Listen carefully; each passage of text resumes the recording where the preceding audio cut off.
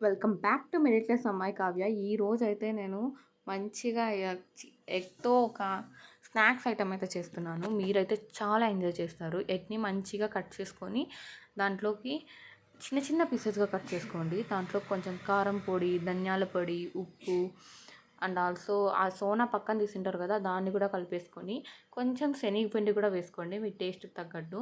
నేనైతే ఇక్కడ 4 ఎగ్స్ వాడాను. దానికి తగ్గ క్వాంటిటీ అయితే నేను చూపిస్తున్నాను.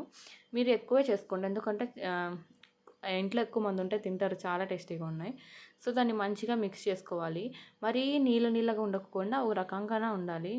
కొంచెం మరీ బిగుసుగా లేకుండా నీళ్ళగా ఉండకుండా ఒక రకంగా చూసుకోండి.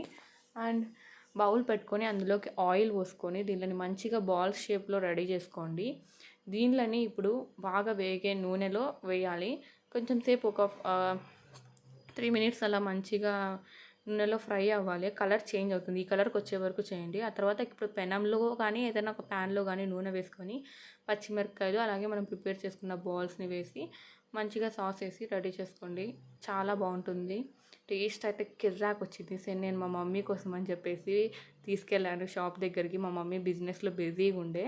నన్ను చూస్తూనే ఏంటి ఇలా వచ్చావని అడిగింది. తన రియాక్షన్ చూడండి అది తిన్న తర్వాత. తిని చూడు.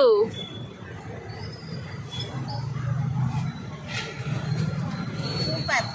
ఏమది ఏ ఐటమ్ నీకు అర్థం కాదు. ఎట్లుంది? కొడుగులు. బాగుందా? నీకోసం ప్రేమగా తెచ్చిన మమ్మీ. థ్యాంక్స్.